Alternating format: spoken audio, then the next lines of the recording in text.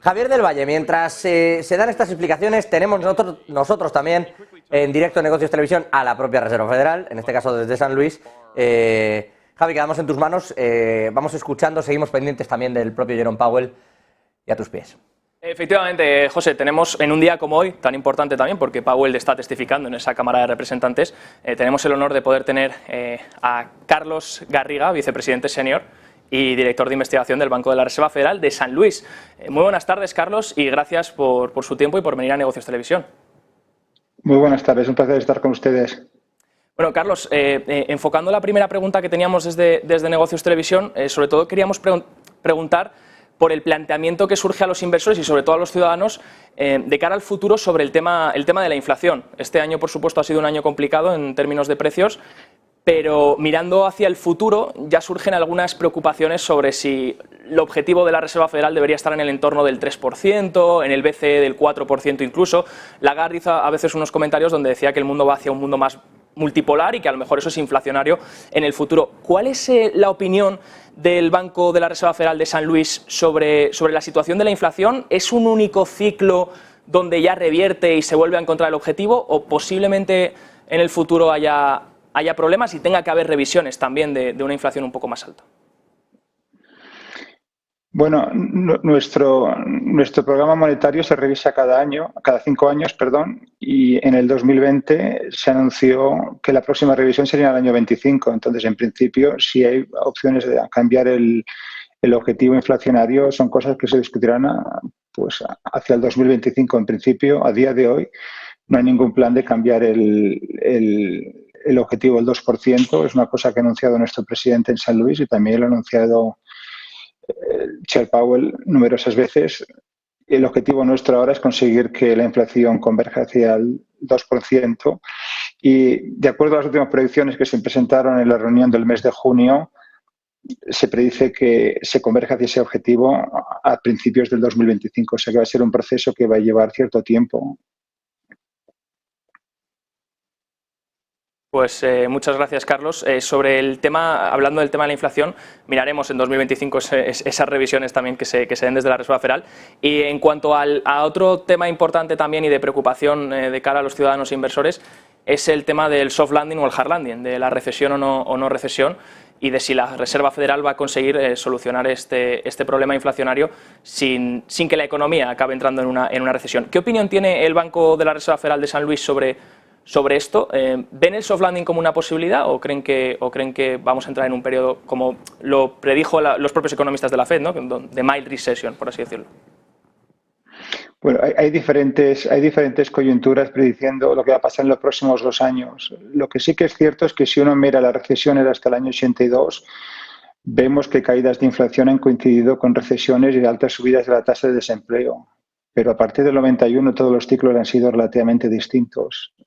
Tenemos el pinchazo de la burbuja tecnológica del 2000-2001, luego tenemos la gran crisis financiera del 2007 y luego hemos tenido ahora la crisis del COVID en el año 20. Todos estos han sido periodos en los cuales la tasa de desempleo ha subido por razones muy distintas de las que hemos observado justo después de la Segunda Guerra Mundial. Entonces, es preciso saber cómo extrapolamos de cara al futuro y no está claro que las últimas 4 recesiones sean comparables con las que hemos tenido a raíz de los años 50. Nosotros sí que tenemos presentes de que el ajuste inflacionario puede llevar una caída moderada de la tasa de actividad por debajo de la tasa normal de crecimiento, que es justo por debajo de un 2%, y ese es un poco nuestro escenario. Hasta ahora todas las predicciones que se han puesto sobre la mesa, que son bastante pesimistas, no se han llevado a cabo. Nosotros predicimos que la economía se va a moderar un poco con la subida de la tasa de interés, especialmente en los sectores que son más sensibles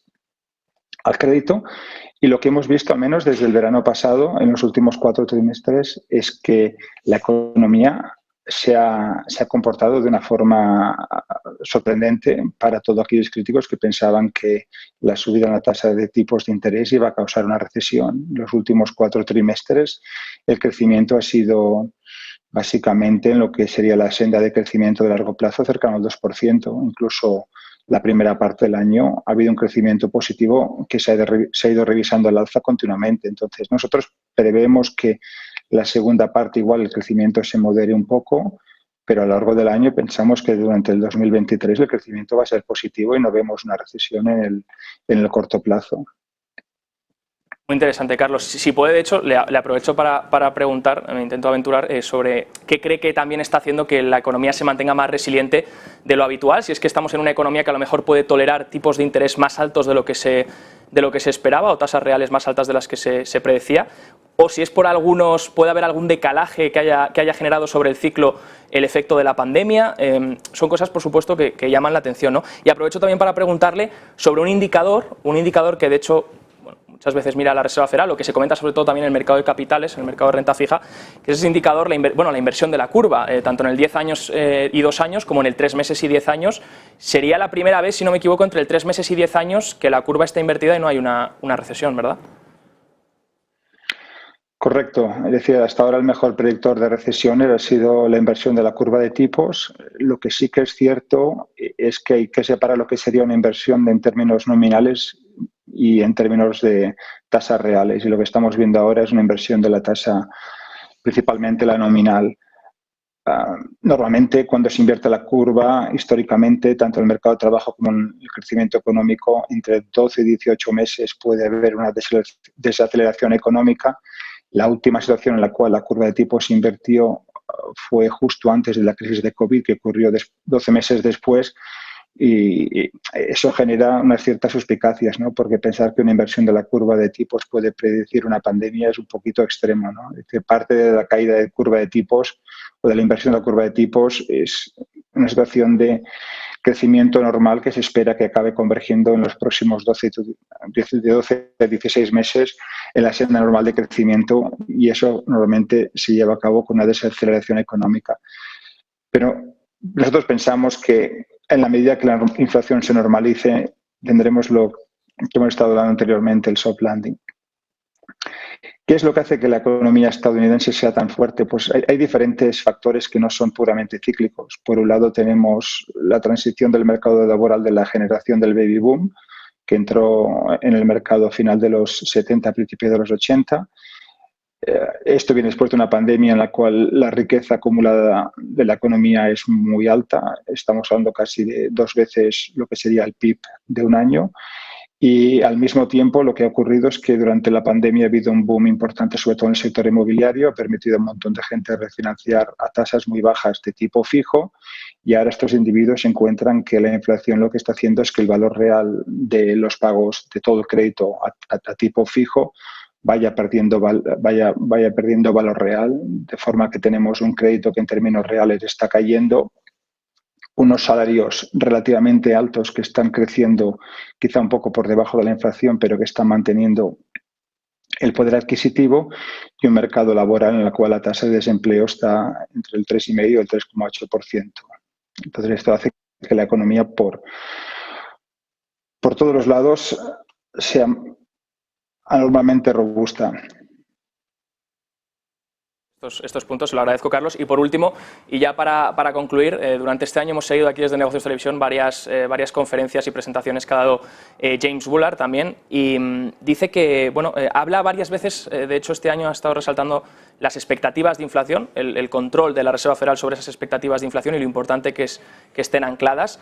¿Cree usted, Carlos, que la FED tiene herramientas para controlar esas expectativas de inflación, y sobre todo si es lo importante de cara también al futuro y vigilando esas expectativas de inflación que se mantengan ancladas en los niveles en los que están ahora, porque se están manteniendo ahí también? Bueno, la comunicación es una arma muy potente para mantener las expectativas, y luego las predicciones que ponen los miembros del comité cada 3 meses, en los cuales cada uno de ellos pone una proyección donde se ve exactamente la predicción de cada participante en las decisiones de política económica, y al mismo tiempo se ve una predicción media. Eso permite tener una idea en la cual cada uno de los participantes pone su visión sobre lo que esperan que vaya a pasar con la inflación, y en cierta forma eso lo que permite es tener un ancla. Es decir, el objetivo a largo plazo está determinado por la misión de tener una inflación al 2%, y cualquier desviación de ella, cada miembro tiene que poner una tendencia en el corto y medio plazo. Entonces, esto ancla las expectativas. Al mismo tiempo, tenemos diferentes medidas de expectativas que seguimos mes a mes, y eso nos permite ver si los agentes y los mercados están perdiendo la confianza en la Reserva Federal a la hora de anclar las expectativas. Nosotros ajustamos la política monetaria y la comunicación para asegurarnos de que las expectativas están ancladas. Pues nos quedamos con todo esto. Le agradezco el tiempo, Carlos, le agradezco que esté aquí en Negocios Televisión con nosotros, sobre todo en un día tan importante como es hoy, donde Jerome Powell está testificando en esa Cámara de Representantes. Carlos Garriga, vicepresidente senior y director de investigación del Banco de la Reserva Federal de San Luis, muchas gracias. Un placer estar con ustedes.